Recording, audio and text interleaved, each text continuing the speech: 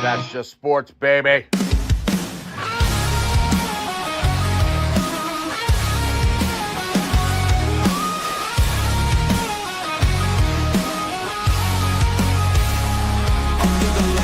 Crowd goes wild. Strawberry ice, bringing fire and style. Reds, Bengals, Bearcats, all in my zone. This is my stage, my mic, my throne. Boom, like a hammer, I'm breaking the game. Strawberry ice, you're gonna know my name. Sports Talk Thunder, hear the podcast roar. Cincy's line is kicking down the door. Step into the ring where the passion ignites. Talking sports all day and all night. From the field to the court to the roaring stands. Strawberry ice with the world in my hands. Boom, like a hammer, I'm breaking the game. Strawberry ice, you're gonna know my name. Sports Talk Thunder, hear the podcast roar. Cincy's line is kicking down the door.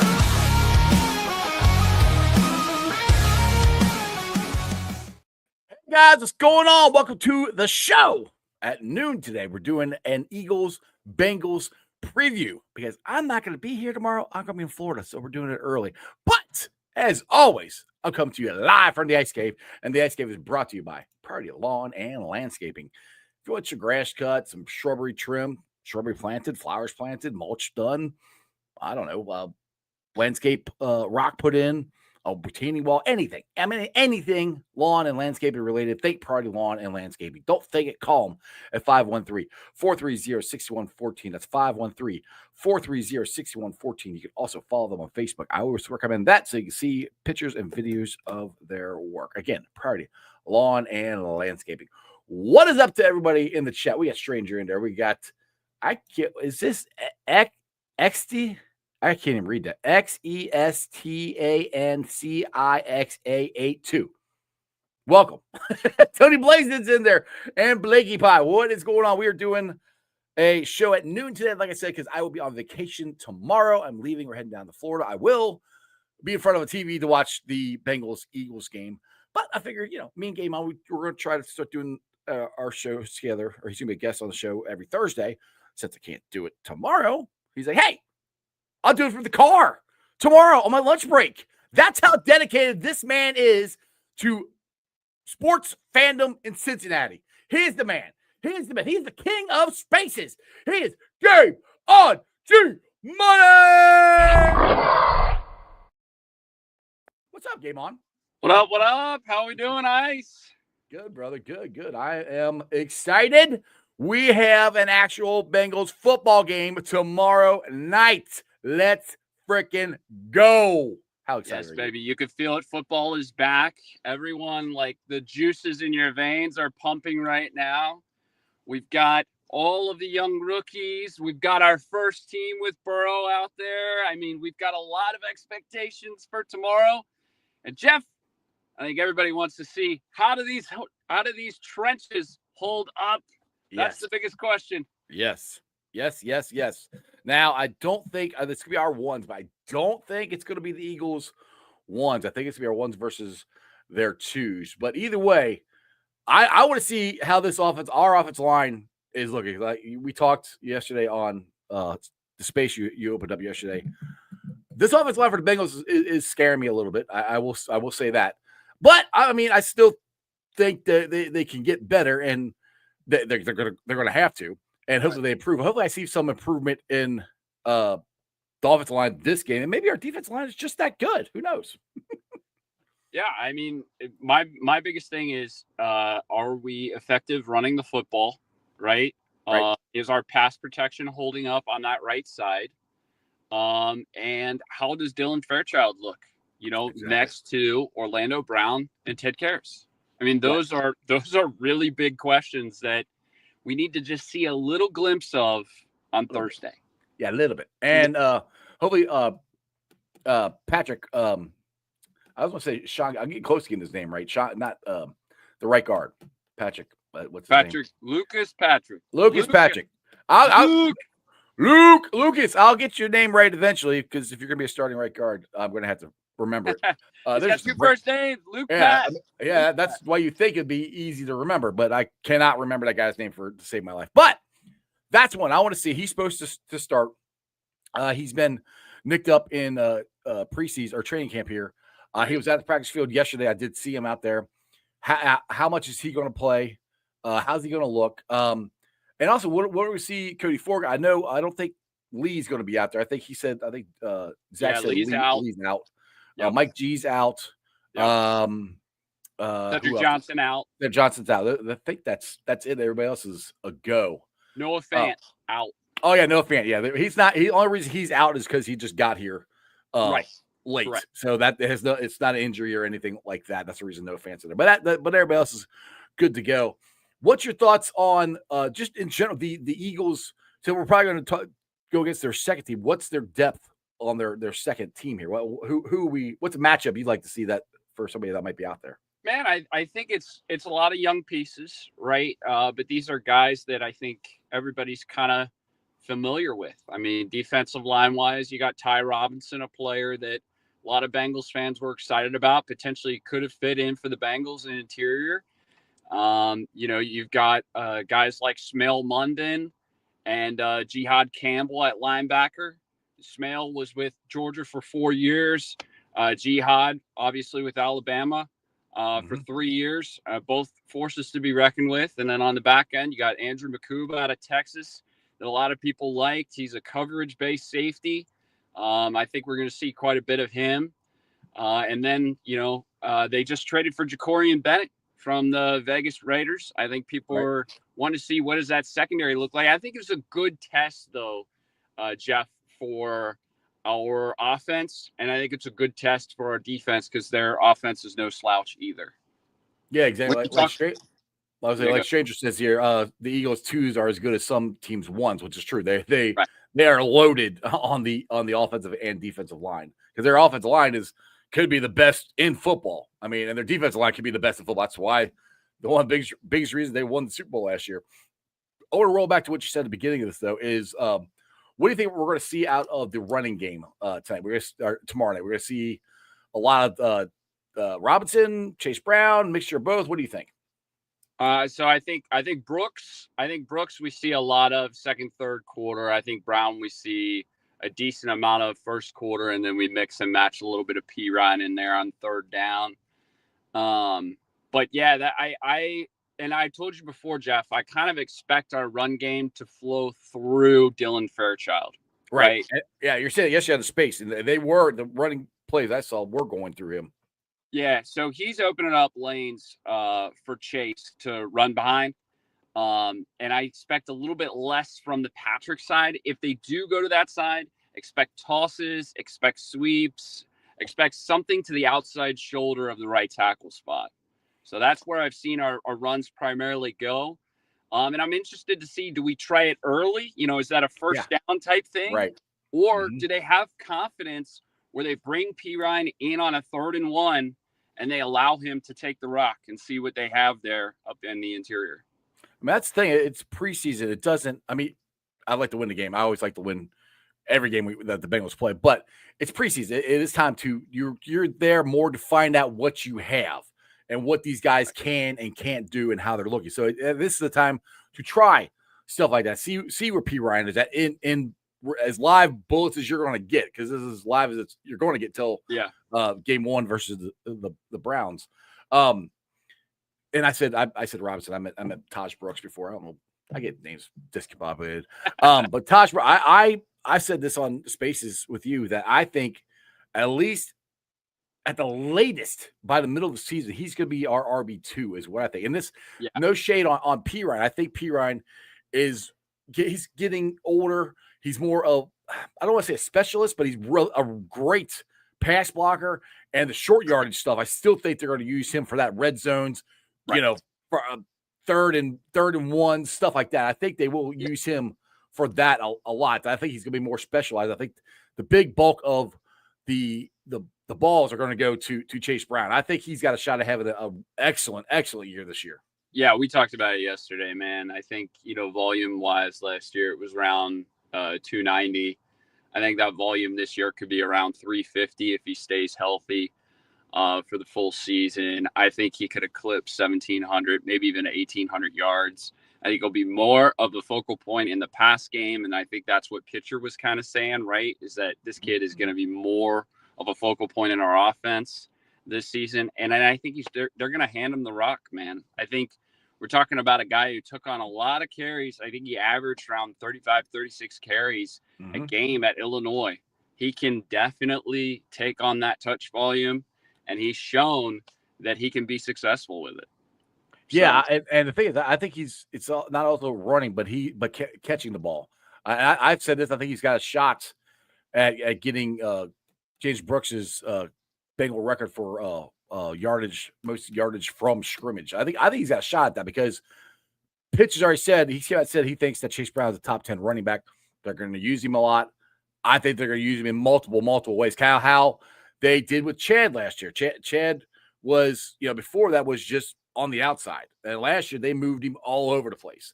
And that's what Pitch wanted to do. I can see that with them doing that with Chase Brown too.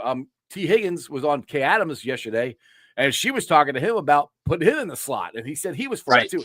I'm for all of this. I'm for moving guys around. We have some of the best athletes, some of the best players in football, and they can play multiple spots. Move around, try to get the best matchup for you. And that's what's great about how these guys are integral and they can play different spots. I'm really interested to see.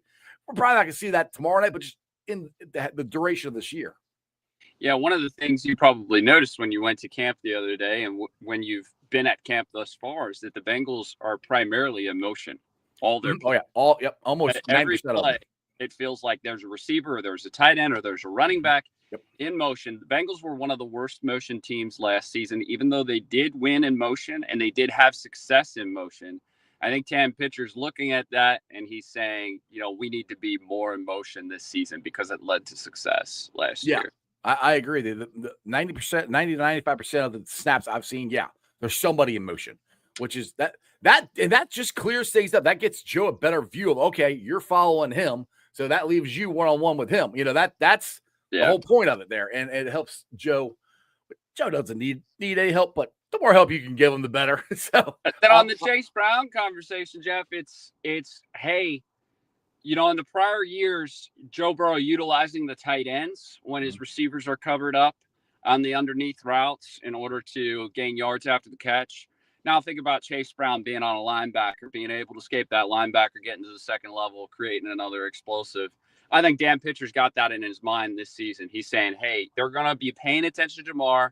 They're going to be paying attention to T. Chase is underneath, and he's got a linebacker to beat. We're going to take advantage of that a lot this season. I will take that all day long. Because I've never in my life, and I've watched football for 29 years. We're going on 30 years this season. Damn, you're old. I've never seen a running back with as much speed at the second level as Chase Brown. Never seen it in my life. James Brooks was pretty fast. That tells you how old I am. He was. That's why I'm comparing Chase Brown to James Brooks. To me, that's a big comparison because James Brooks is one of the best running backs in Bengals history. Christopher here had a question about. He said, "Is the center for Ohio State going to play? He just cleared to practice a week or so ago." I think he's going to. They haven't said that he wasn't. Do you know any more about that? Yeah. No, he's going to play. He's going to play. He's going to be primarily with the threes. I think you're going to see Rhyme out there before him at center. But I think you're going to see McLaughlin with the threes. I think he's going to be out there probably a second half. Hey, we got an Eagles fan here. It's Love Jesus. What's up? Hey, guys, Eagle fan here. Just tuning in. Are you all worried at all about Burrow starting and giving his season ended early, basically? Giving his early season injury. I'll get it right here. Yeah, we're always worried about that. We're always worried about Joe Burrow getting hurt. That's a every season thing here with the Cincinnati Bengals. And Game On, I think you are frozen. I don't know what's going on, but you have frozen. So if you can hear me, jump off and jump back on. I'll have to put him in the background. But yes, we Bengals fans, we stay worried about that. Just with the times that Burrow has got injured, the way our offensive line is looking. So yes, that is definitely a worry for us. But the thing is, when Joe Burrow is healthy, he's one of, if not the best quarterback in football. So I have no disrespect to Jalen Hurts. Jalen Hurts has won a Super Bowl. We haven't, but Joe Burrow is unbelievable. So yeah. Let's see here. Yeah, exactly like Austin said. That's the main worry this year. It's always the main worry. I mean, and the silly thing is when he got hurt his wrist, I mean, he got hit, but it wasn't an egregious hit. It was a normal hit. He just fell on his wrist, and then he threw the pass. We all saw where he's in pain, 2 years ago in Baltimore. That's the thing too, is it's not necessarily a hard hit or a just hit. Like, wow, what happened there? It's just getting hit and playing football and falling. If you fall the wrong way, you're gonna get hurt. So oh yeah, I appreciate it. I know I wasn't saying you were saying any shade or anything like that. From the podcast listeners, he says, no, like Burrow, no shade here at all. Yep, I got you. Eric came on. You back? Yeah, man, the car got a little too hot. We gotta watch that. What did the Eagles fans say? I just wanted to know what you could answer. He said, I'll read it again. Hey guys, Eagles fans here just tuning in. Are you worried at all about Burrow starting, given his early season injury history? I said, yeah, we're always worried about that. You're not? Go for it. Ladies and gentlemen, I am your life coach. You in life cannot be worried about opportunity. Joe Burrow played 1,123 snaps last year, did not get hurt. There were multiple times where you thought he could have gotten hurt, but he did not get hurt. He was out there 100% snaps, okay? You cannot live in fear. You absolutely have to have the kid play in preseason in order for him to be successful during the season. I completely agree with that because I've said this. So, yeah, you can't – and I guess I'll preface what I was saying. It's always in the back of our head that we're worried about anybody getting hurt because he get hurt at any snap. But, yes, I am all for Joe Burrow playing in the preseason because – we have got off to such bad starts. And I know we keep saying this over and over and over and over again. Joe Burrow really doesn't get going, and this team hasn't really hit their stride until November. And then it's November, December, and rolling on it, which is great. I want to hit our high stride then. If we could be 500, at least, the first month and a half of the season, that'd be great. We just can't start behind the eight ball like we've done the last couple of years where we got a losing month of September and a losing month of October, which was probably a winning month of October. But right, you can't put yourself in that deep of a hole over and over and over and over again. So yes, this is where Joe Burrow has said he wants to play in the preseason. He has said that he needs that. He says he wants to get hit, which I, for the life of me, don't. I'm not a football player. At least I was like when I was a kid, but I don't know why you would relish the fact to get hit, but let's get hit, get it out of the way. And the other thing that I said this on yesterday's show. Yeah. He can time the pass rush. When you're doing it against your own team, you don't have that internal clock. He can see it coming from another team that they're going to hit him. He has to get rid of the ball. I think that's going to help. So you got the air on. I don't want you to pass out in there. You got the air on? We got the air on. Okay, good. Yeah, make sure you get the air. Keep the air on. We get the air on. It's more for the phone than it is for me. We need to keep the phone cool in order to keep this going. But with Burrow, the biggest issue in that New England game, you could talk about turnovers, you could talk about missed tackles. The biggest issue for me and the reason why the Bengals offense started so slow is because Burrow and his offensive line were not in sync.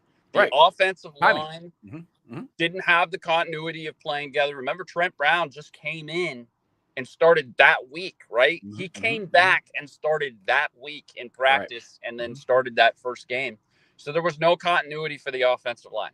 In addition to that, Burrow could not feel the pressure because he did not know, where his offensive line was in terms of being ready, right? He could not feel the pressure, and he did not know his internal clock was sped up. And that's why at the end of the game, you look at those 3 plays, and they say, there's a bunch of people that say, hey, this guy was open, or that guy was open, or this guy was open. And Burrow is checking it down all 3 plays and didn't get the first down because of it. If he had that continuity with his offensive line, if they were in sync, he would have been able to get the first downs there. He would have trusted in his offensive line and would have been more comfortable in the pocket. That's what we're looking for in preseason for the quarterback. And he's not coming back from a wrist injury this year either. That's the truth too. Yeah, right. That had something to do with it too. Because if you watch the quarterback this year, Jake Browning was walking off the field in the Kansas City game and telling Joe, "You're back." Which the KC game, yeah, he was so back in that game. We should have won that game, but whatever. I don't want to get into that stuff. Let me get into some of the comments here. Greg says NFL Series continues to say the Bengals run a dangerous scheme. Burrow is top 3 in all the NFL in sacks and hits. That is true. He is in the top 3. I also say it's this way too. Joe Burrow holds on to the ball longer than he probably should sometimes. He's not scared to get hit. He said it before. He would rather, if he's hang on to the ball and take the sack, than trying to throw it away and sometimes and fumble it or whatever, or throw an interception. He's said that before. So he'll take a sack to secure the ball sometimes too. Yeah, so I think Burrow likes to I think he likes to play more open, right? And when you play open, you're susceptible to more hits. But he said it depends on the team, right? And it depends on the situation and the moment. For him last year, he couldn't trust in the defense. Nobody could. Nobody right? could. So he had to play so freely and so open. He took a lot of hits last year. He really did. And he himself said, hey, look, if there's better continuity and there's more of a trust in other areas, then I don't have to play that way. I can play more accurately. I can play more in the pocket. But if we need to go make a play and it's a 3rd down and I know like we got to get a first down, I'm going to hold on to the ball and I'm going to wait for, somebody to get open and that play to develop in order for me to get that first down, to get a touchdown on that drive. So, I mean, if our offensive line is better, if our defense is better, Joe Burrow will play more situationally in how he is a wizard on the field. Exactly. Christopher here. Does this offense really need more than 5 drives in this preseason to be ready for Cleveland? I don't think so. More than 5? It depends on I'll put it this way. I'm going to defer to Zach on what Zach said. Depends on how the drives go. If they're 5 3 and outs, get your ass back in there and try to complete a drive. If they're 5 really good drives, then that's it. But if they're kind of half and half, they might go out there longer. It just depends on how the offense is clicking and how the drives are going. And that's kind of what, because Zach said, I'm saying several, but he goes, I hate saying that because I don't want to put it in stone, because if they go out there and they do 3 great drives, he'll get them off. Because the whole thing is to make sure that, like you said, the offensive line, their timing is right with Burrow. Burrow can time the blitz coming at him, the timing across the wide receivers. It's all about getting the timing together, because football is, I've said this a million times, is the biggest team sport. If not everybody's doing what they're supposed to be doing, the play is not going to work. It's going to get blown up. You got to do your job. It's like synchronized swimming. I was talking about it the other day on a space. Synchronized swimming depends on the person next to you. And you got to make sure that you're doing everything all in one accord. Otherwise, it doesn't look so great, Jeff. Exactly. It's the same thing with football. If guys aren't on the same page, if they're not in one accord, if they're not locked in and focused, if they're not, doing everything that they can to be the best for that play, the play's going to break down. It's not going to look good. So, this is another one I want to see. I want to see Joe throw something. I'd love to be a bomb to Burton. That would be awesome. But I'd like to see that too. And Josh got our comment here. Said, I saw the final 5 games where we went 5-0. The defense was 18th over that stretch. I've been saying all offseason, this defense just has to be top 20. Yeah, I'm with you, Josh. I think we've all said that. And if they can, I think the end of last season the defense got more confident, and and it seems they're more confident, and Al Golden has given them more ownership of this defense, I think, than Lou ever did. And I keep saying this from Josh has been down there at training camp too. You've been down there at training camp too. The secondary has been the biggest part to me as far as defense of how good they have looked. And I keep saying they're going against the elite. They're going against Joe Burrow, Jamar Chase, T. Higgins, Mike. I mean, the best offense, in the NFL, at least top 5. They're going against them every single day, and they are shutting them down a lot. Yeah, they're winning more often than they're losing. It has the 2021 vibes, right? Remember the 2021, Burrow's coming back from an injury, and there was an article released by Paul Dehner where he actually talked about Burrow during camp, and he was saying Burrow doesn't look great. There's not a lot of continuity here. Like the offense doesn't look so good. The defense is winning all the days, and then you get into the season, and Burrow looks incredible. He has this great year. The defense it was up and down, but honestly, they were bend, don't break. They won when they had to. They gave us the ball back offensively when they had to, and that's what led us to a Super Bowl. And in the playoffs, they were shut down. Yeah. They wwere so good. They created 9 turnovers in 4 games. So, and I think going back to that 2021 team, that linebacking core back then was awesome. I think we upgraded this linebacking core. Yep. Logan Wilson is good. Knight is going to be good. Oren Burke. The guy we Eric Carter. Eric Carter. That's going to be I won't say great, but a very, very good. Very good. Very great linebacking core. Maybe. It has the makings of the change from when we had Jordan Evans and Jermaine Pratt out there as starters in 20 to changing of the guard to Logan Wilson, Jermaine Pratt, Marcus Bailey, and then they ended up picking up Clay Johnston off of practice squad. And don't forget Akeem Davis-Gaither too was out there. They brought in Akeem Davis-Gaither, in the draft. So I mean, that was a great changing of the guard from 20 to 21. This is a great changing of the guard from 24 to 25. Yeah, exactly. So that's where I am excited about the defense.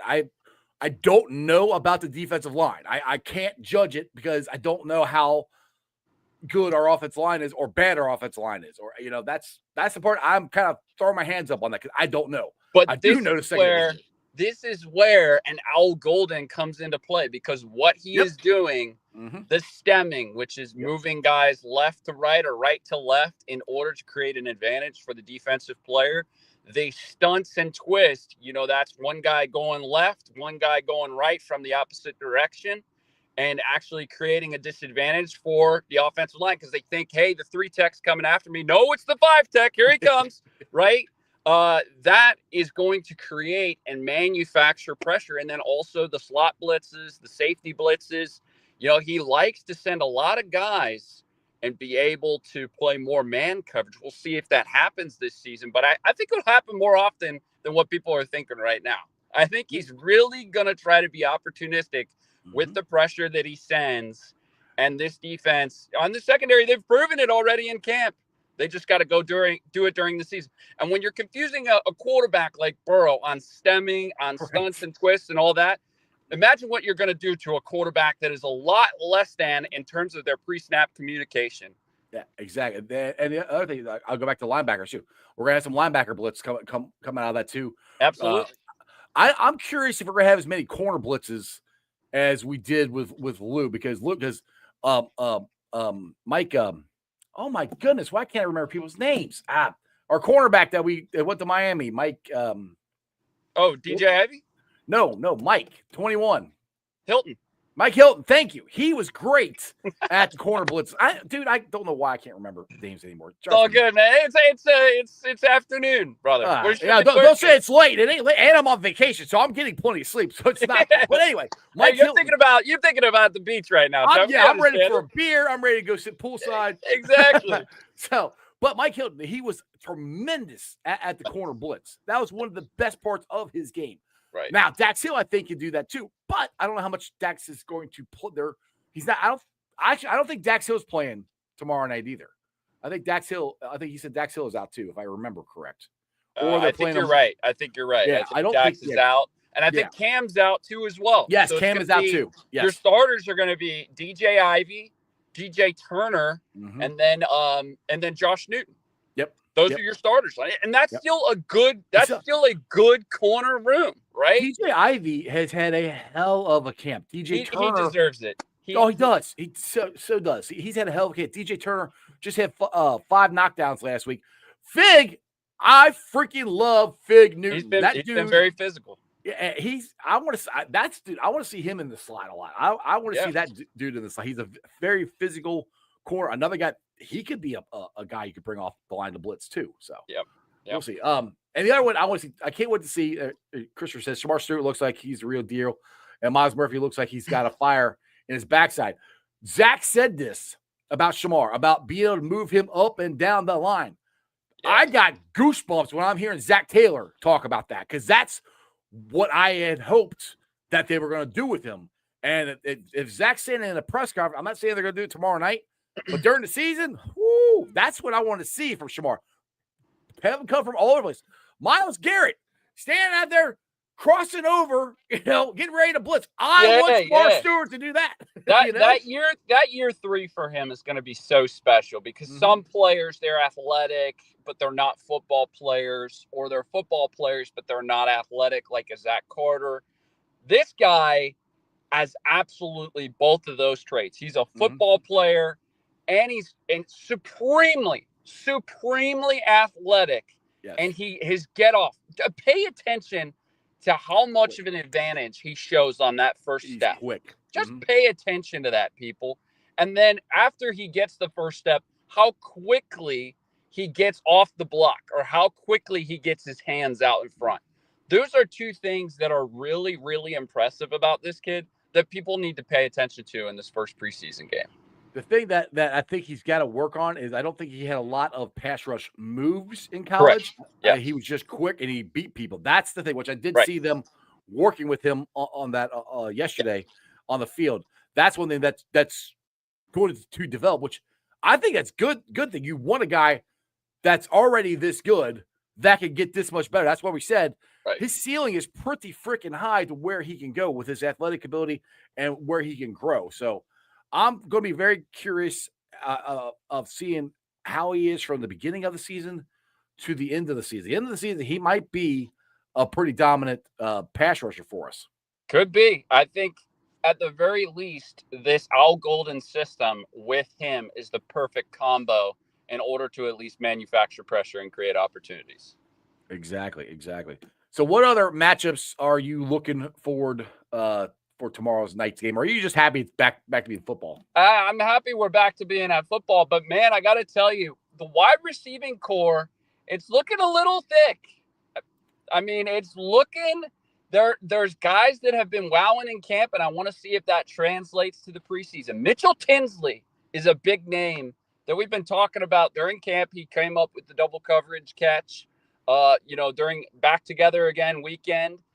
He's had a lot of big time plays. Isaiah Williams has been winning with first team, and he's had a lot of catches, a lot of touchdowns.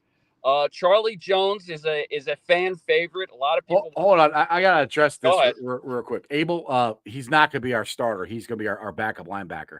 But I appreciate you commenting on the show. Good luck tomorrow night. But if you're gonna come in and talk trash, at least know your facts. He's not gonna be our starter. I think Burks and Carter are gonna play majority second, third quarter. Then they're gonna release it to probably Shaka and Muma. But you'll see, he's not going to start. Oren's not going to start, but he'll be in there as outside linebacker when they have three backers in the game, right? Yeah, he's a third linebacker going into the season. I mean, which Carter, I think Carter's going to be a third one by the end of the season. That's what I think. Yeah, and the other thing that I'm kind of interested in is Tanner McLaughlin, capable of being a blocking tight end to where maybe he could fit in as that tight end 5 and they could bring Grandy back to practice squad, or is he not does he not have that in his arsenal? And is there a possibility where we could go 4 tight ends instead of 5 tight ends? And that's the interesting thing for me is how many tight ends and how many wide receivers, because that's with getting adding Noah Fant to this tight end room, somebody's not making the team. People ask me, you think Tanner Hudson's going to be on the practice squad? I said, 1, he ain't going to make the practice squad there, so I'll pick him off. 2, I think Tanner Hudson's staying on this team. Right. I think he's making the 53. Tanner Hudson is comfortably. So when you were watching camp the other day, I noticed it too. He was comfortably with first team working with Drew Sample.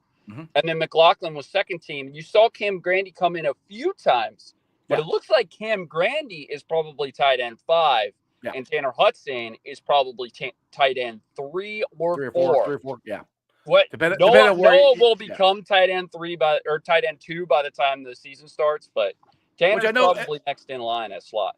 Which I know everybody keeps seeing over and over and over and over again. Mike G is a wide receiver. Mike G plays tight end. He's listed as tight end. So I'm like, I know he's primarily a pass catcher, but he's going to line up in the tight end position a lot. So what people is good. I think the way the Bengals utilize their tight ends is kind of different from the way people think about it. Like originally, I thought maybe Noah Fant would take over for Mike G if he got hurt.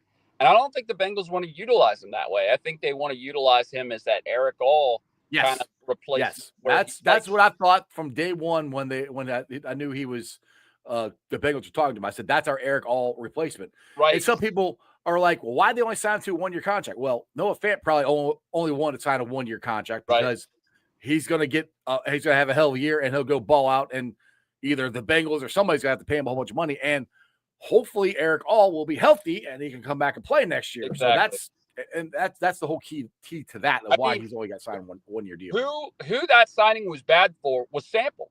Sample's coming off the field because Fant and Gesicki are going to be on the field. That's the way you do 2 tight ends set. That's your 2 tight ends right there.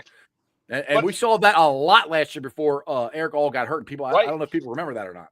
So I think, but I think those are some exciting things, to think about. And then obviously the offensive line, there's a battle on the back end of the offensive line. Rhyme is a part of this center battle that he's the guy nobody wants to talk about. And we'll see. Will Rivers will he slide in at guard in this game? Dude, I'm going to freak out if we see. I'm hoping we see Rivers at guard tomorrow night. I would love to, because I've said this pretty much since they drafted. I'm like, well, maybe he could be a guard. And I've had people say on here, well, at least you told me a guard. I'm like, and Joe looked it up yesterday. He's only like 6'7" or something like that. 6'5". I mean, is there a height limit to being guards? I don't think. No, both and Kappa. Kappa was 6'5". Bolson was 6'7". Yeah.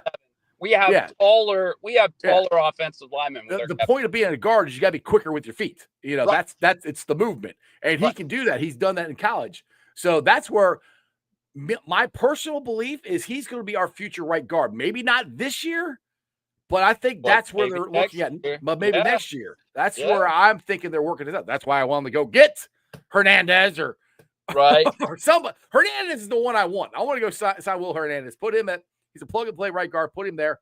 Let Rivers learn behind him.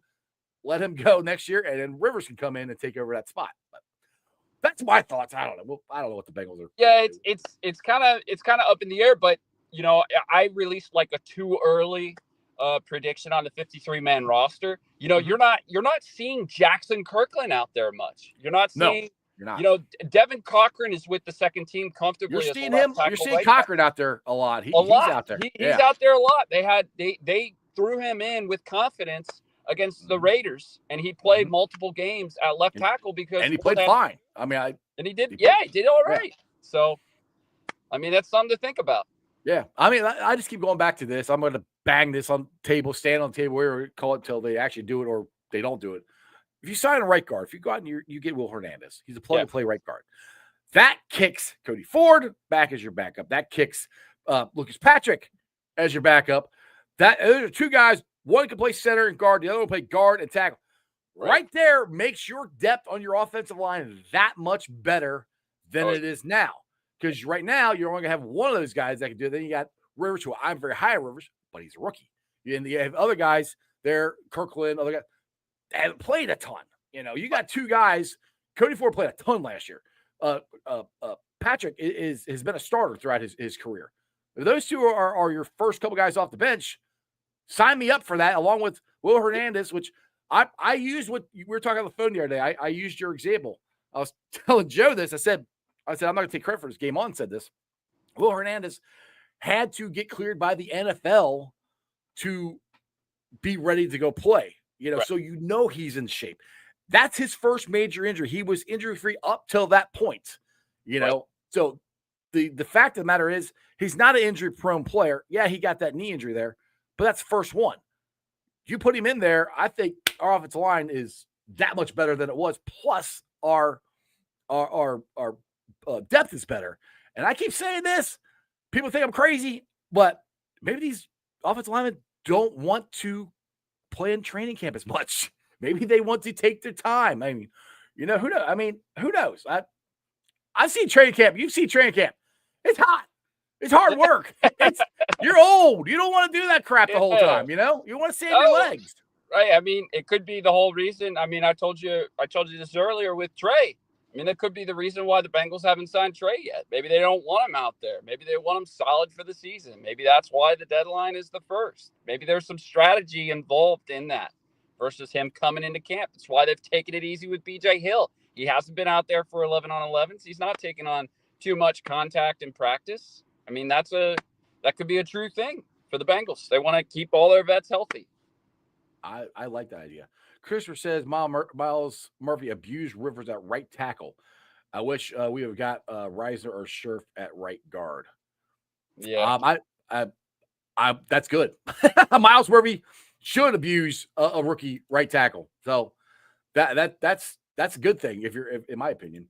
Dustin, I think one thing we have to remember about the O-line and the NFL coordinators are continuing to scheme even harder to help them. So preseason is tough to evaluate O-line due to not scheming and eye candy. Yes, that's where. And I mean, you go back to: are we seeing everything that the offensive line is going to do? Because when I had Orlando Brown on my show before the training camp start, he says they got some special things, right, for the fans this year for this year. We might not be seeing it. I mean, because it's training camp. Everybody's got one of these, including me. So there's stuff out there they don't want out on film. They might be working on stuff inside that we don't know about because there are things they work on, plays, there are things that we don't see. So it's just the guys being physical. That's what the offensive line is in preseason, right? It's this guy opposite of me is battling for a spot on the roster. He's giving it his all. I got to give my all. Right. There's a lot of basics in preseason. They don't want to throw out too much, but you truly do get to see where players are at in terms of their development. Because, remember last year, Carmen came in and they played him a ton at left tackle in preseason. And that's how we found out he was done, right? Him at Cincinnati. Because there were people that were thinking, hey, Carmen could come in and he could compete for a spot. And sure enough, he was not there at that point. And that's how we were able to find out that Jackson Kirkland works at tackle. And we were able to find out that Matt Lee is a solid center that we can rely on. And so Carmen went off the roster because of it. Well, Lee's another one that I want them to get a shot at guard, too, because he proved last year he could play that. He played the extra lineman, when they brought in the extra offensive lineman, that he was versatile enough to do that. I think it's just a shot. I think it's just a terrible situation for him to be hurt right now. Going through the process, it's really bad for Matt Lee. He's missing his opportunity. Which he did all this work. He put on 20 pounds. He's trying to look, a bigger to be able to have those opportunities at guard, and the team has made him promises, and he's just not been able to be healthy for practice in order to get on the field for preseason. And none of it is like major injuries. It's just dinged up. It just can't go. And that's what that's lingering. That sucks. Dustin here. Not saying the attitude is right among O coordinators in the NFL that I will scheme up to make an average O-line look good. I think they all just realize that there's not enough good O-line guys. I've said that probably 3 straight shows here. The O-line talent throughout the NFL is lacking. And then that's when people throw back in my face. Well, then why hasn't Scherf? Why hasn't anybody signed them? That's where I go back to. I don't think they want to go through a full training camp. Maybe I'm wrong, but that's my thoughts. Very possible. It's very possible. We'll see. Game on. You gonna be all right there? We got like another. Yeah. I got some time. All I right. want to talk to you about the back end of the safety room because Okay. Dejan had a great camp last year, came into the season, played in the KC game, and obviously that penalty happened, and then he never saw the field the rest of the year. Yep. The kid has been dying for a shot out there. Tyson Anderson, 6'3", 206. My dude. Can tackle everybody, can play well in space, can cover well, has not got his opportunity. The coaches have said they will put those guys in spots this year defensively. Well, they have to. They have to. Right. They don't have anybody else. So, I think it's great because I think both of them deserve it. You know, and I've seen both of them make plays in training camp. Tyson Anderson got an interception last week, I think it was. I got a video of one of my videos. I've done so many daggone videos at training camp, I can't remember. But he got an interception. He's looked good. When I keep saying that the secondary looks good, that's the safeties too. The secondary looks really good. So, and Geno Stone, I mean, I've been kind of impressed with the way he's playing. Jordan Battle finally is a starter. He is not going to have to look over his shoulder. These guys that we've had in this room for the last couple of years who are talented are going to get the shots. They're going to get a shot this year, and I think it's well deserved. And I'm excited for it, especially Dejan Anthony made that play in Kansas City last year, which still I don't think you should throw a flag on, but that's neither here nor there. That's what I didn't like about Lou. Lou would just bury him, and that's what he did. He buried him. We barely ever saw him again. And Jeff, we talked about this before. What do you think that does to the confidence of the player when you bury him like that? What do you think that does? Yeah. Yeah, it doesn't help him at all on the field. The player is more confident when the coach has trust in him and says, you know what, it was a bad play. We're going to come back next game, give you all the opportunity in the world to make up for it.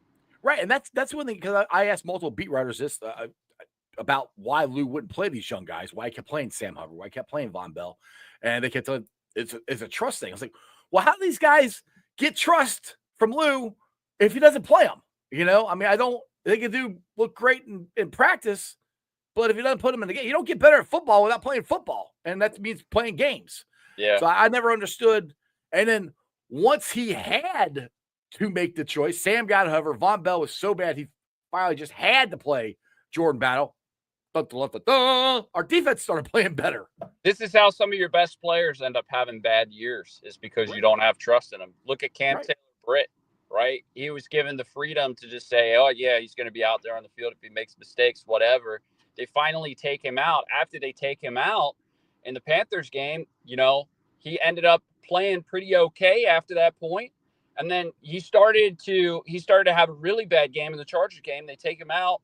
DJ Turner gets hurt. He comes back, and he's actually playing a pretty good game the rest of the game. You got to be able to, let guys know, hey, you can play freely, but at the same time, like, we've got to go with whoever's best out there. We can't make excuses. Yeah, exactly. And another guy that I was so happy for, I think he finally found his spot, was Dax Hill. I'm not trying to blow smoke here, and it might not be this year because he's coming back from knee injury, but I think he has a chance to actually be a shutdown corner for us. Like I said, I don't know if it's going to be this year or not, because he is coming back from knee injury. So it takes, we've seen that with cornerbacks before. It takes a year or two, depending on their age and all that stuff, to totally come back. And they are taking him very, very slow. Huh? I mean, that helps. You're still a young kid. That absolutely helps, right? But I do think eventually he can be our shutdown corner. I was ecstatic the way he played the first 5 games last year, I think it was, before he got hurt. Yeah. He looked great. He showed a lot of promise, and that was on boundary. And now they've got him primarily in the nickel. I mean, you're watching it in camp. He's in the nickel in camp. Jeff, he's not being thrown at. So one of the things that people continue to bring up with DJ Turner is he was getting cooked in camp, and I'm like, okay, they're throwing to him. Watch the season last year. He was only targeted 39 times, and he only gave up 21 catches. If you're not being thrown at, that is a weapon in itself. Cut off half the field. Yeah, you cut off half the field. Yeah. So, I mean, that's something like if Cam is back and DJ is still the same way he was last year, and Dax isn't being thrown at, and they're just targeting Cam with the number 1 wide receiver, I mean, we're going to have some opportunities here to make some big plays defensively. We are. It's gonna be fun. I know you gotta get back to work, man, because I don't want you. Oh Did no, you, no, did, I'm fine, dude. you sure? All right. Did you eat lunch already? I mean, I don't want you to start. Yeah. I had All lunch. I had lunch. right, cool. One of the coolest plays was Dax last year, that one-handed interception in Kansas City. That was a ridiculous catch. Dustin, thanks for the $5 super chat. Predictions for fan reaction first 2 weeks. Dominate Browns. Bengals fan think D is back. Trevor picks apart week 2. Bengals D sucks. Need patience, people. Dustin, you know Who Dey Nation does not have patience. We are either going to win the Super Bowl the first week or we're going to suck against the first draft pick. There is no in between. How about 2-0 and the Bengals fans really don't know what they have defensively, because these are two teams that, dare I say, still are Suck. completely not even they're not even going to be average teams. Like Right. Jaguars are all offense. Their secondary, their defense is depleted and has been. In the Browns, I mean, they're losing guys defensively. Their offensive line is not so great, and they get guys who are hurt every year in their offensive line, and they really don't know who their quarterback is right now. It's going to be Joe Flacco. That's going to be the starting. It's going to be Joe Flacco. That's who I'm predicting. It's going to be Joe Flacco. Shador Sanders is, I think, hurt right now.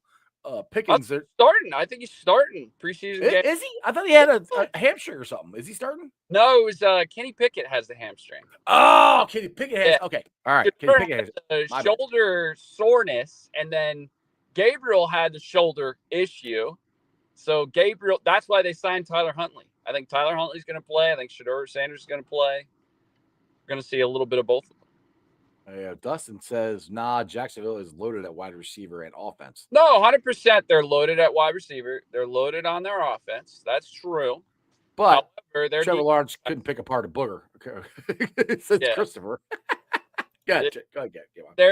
Their defensive secondary is really like one to watch. That's why everybody wants a kid from Colorado. See, now you got me doing Travis Hunter. Travis Hunter. Everybody's got kid from Colorado being corner one. They want him to play as much as possible because their cornerback room isn't the greatest. I am so curious to see him pull this off. How many snaps does he take? Because I think he's number one at corner. I think he's better at corner than he is a wide receiver. So I'm wondering how many snaps he gets at corner versus wide receiver. And if he makes it through a whole 17-week season and not hurting himself. Yeah. Because that's what he's trying to do. What, Sid Luckman did it, I guess, back in the maybe was it him or so? I don't know, somebody back in the day. I think Chris Gamble did it for a little bit there. A little bit, not very long. Dion did it here and there. For sure. I think didn't Rod Woodson do it for a short period? Troy Brown from the New England Patriots. Right. He did it out of necessity. Yeah. By the way, I mean, if you want to go Gronk was in there defensively on that last play against Miami. Yeah. But no, it's just the amount of snaps that he's going to take at both amount of snaps he wants to take compared to how many they're going to let him take. That's what I want to see. So Liam Cohen said this in an interview to Dan Patrick the other day. He basically said, okay, Travis has been primarily with the offense so far because that's where he needs the most work. We believe in his defensive abilities. We want him to play 80% of snap share offensively, and then close to that number defensively. Jeez, that's just nuts. So he's saying if you're talking 75 snaps a game, that's 60 snaps both sides, 120 snaps total for the kid. And this is where Devontae Adams stepped in. He basically said, hey, look, it's already 100% guaranteed you're going to get hurt in the NFL. That's what I'm saying. Even the best ones. Justin Jefferson, Jamar Chase, they've been hurt in their career. You cannot make it without getting hurt in a season. Whether that's a serious injury or a mild injury, you're going to get hurt. And if you're playing 120 snaps, that opens you up to the susceptibility of being double that, as any other player. So, yeah, exactly. More snaps, more wear and tear. Dustin here says, this leads me to a tricky question for you guys. Would you rather have a superstar wide receiver or a true lockdown corner that takes away half the field? If you're building a team, got to choose one of them. Ooh. That's a tough one. I mean, I guess put it this way. It would depend on what the rest of the team is. Right. Who your quarterback is. Yeah. If you got, say, let's put it this way. Say we don't have Jamar Chase, but we got Joe Burrow and we still have T. Higgins, and we have a shutdown corner, then yeah, I'll take the shutdown corner. But if I don't have a quarterback, it doesn't really matter either way. I don't know. What do you think there? I want a superstar wide receiver. I want the superstar wide receiver because I know the impact that a superstar wide receiver has on a team. And when I say superstar, I'm talking about the elites of the elite, right? If you're talking superstar, it's not just star, it's superstar. We're talking about top 5 wide receiver in the game of football, right? Jamar Chase. That's going to impact the team no matter what. You can have a bad quarterback. I mean, look at what Terry McLaurin did with a bad quarterback for so long. He had 1,000 yards. He had close to 10 touchdowns this season, and now he's got a good quarterback. He's going for 1,200. He's going for 13 touchdowns, trying to earn a big contract. But that's what it does for your team when you have a superstar wide receiver, regardless of quarterback. Look what A.J. Green did here in Cincinnati. I mean, not that Andy Dalton was a bad quarterback. He wasn't a great quarterback. He was okay. Average. Yeah, and AJ is an outside shot of the Hall of Fame. I don't think he's going to get in there, but I think he has an outside shot of it. It hit for him. It was just injuries on the back end of his career. Dude, as soon as he got injured, that field up north or where it was for in training camp, he was never the same. If he stays healthy, he has more of a Mike Evans or a Julio Jones, end to his career. Yeah, and he probably doesn't leave the Bengals. They keep him. Yeah. So who knows? What coulda, shoulda, woulda. But game on. Been on for 56 minutes. I appreciate you, man. I think we're going to get the heck on out of here. Any words of wisdom do you want to say to Bengals or Eagles fans? Because we had a couple of them comment on here before I let you go. It was like what brother said earlier. Hey, just be patient with this offensive line. Be patient with the defense. And do not live in fear. You can't live in fear, people. You've got to absolutely, when the opportunity is there, you got to go out and you got to seize it. You got to grab it. You can't stay back. You can't maintain my own role. I got to go out and I got to seize the moment. I got to grab it. I got to get it. And how do you do that? You don't live in fear. You can't play to lose. You got to play to win. And that's putting Joe Burrow on the field tomorrow, Thursday, and getting him a couple of series. Let's get this offense going. Let's get this defense going. And let's go win a freaking Super Bowl. How about it, Jeff? Hooray! All right, I'm fired up. Game on is awesome. Make sure you guys check him out on his spaces. And like the great Herm Edwards says, you play to win the game. That's what Game On is saying. I'm fired up. I'm ready for tomorrow. I do have another show today. Kinsley says, enjoy my vacation, which I will. I leave tomorrow. But I do have one more show. I got my normal show today at 5:30. I got Trags on today at 5:30. So make sure you guys stick around for that.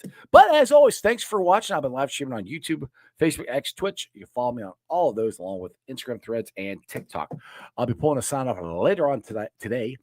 Put it on the podcast. You can check it out. Please listen to it. It's on BeanPod, Apple iTunes, Spotify, Google, Stitcher Play, pretty much wherever you get your podcast. Do me a favor. Leave a comment and a 5-star review so more Cincinnati fans can find my podcast. Shout outs to the sponsors of my show, and they are as followed: Priority Lawn and Landscaping. Give Johnny a call at 513-430-6114. That's 513-430-6114 for all your lawn and landscaping needs. Also, shout out to T Properties, quality housing for quality people. Check out their website at www.tpropertiesllc.com for all your rental property management needs and your rental needs. And, of course, Meyer Window, Door, and more. Their website's MeyerCincinnati.com for all your window and door needs. I got them in my house. I highly recommend you get them in yours. They're energy efficient, great looking windows, easy to clean. Meyer Window, Door, and more. And, of course, my favorite brewery, Moorline Lager House. tomorrow night's Thursday night. They have Rocket on the Roebling. You could do that and watch the Bengals game at the same time. That'd be kind of cool. They got movies going on down there, all kinds of stuff. But we will be doing our tailgate 3 hours before every single Bengals game at Moorline Lager House this year. We will also be doing, we call it the road tailgates, where you can come down to watch party, come down and watch the Bengals game, big screen TV with lots of Bengals fans. So check out Moorline Lager House. Also, one more thing. I meant to do this at the beginning of the show. I hope you guys are still sticking around. Let's not forget Roman's fight, Tony Pike's nephew. They're doing a fundraiser for him at Oakley Greens, August 16th, 5 p.m. to 10 p.m. There is the Venmo. If you guys would just like to donate to Roman and his fight, go there, and if you get your phones out there and get on the screen and get that on there and just donate any kind of money you can do to help Roman. He's a cute little 1-year-old kid, and he's in a fight for his life. So let's take care of Tony Pike and Roman. Other than that, you guys have a wonderful day. I'll see you back here at 5:30. Remember one thing, and one thing only. That's Who Dey for life. And throw it up. That's just sports, baby. See ya! Another great show. You guys still here? The show's over. You can come back tomorrow. I'm out of here. See ya.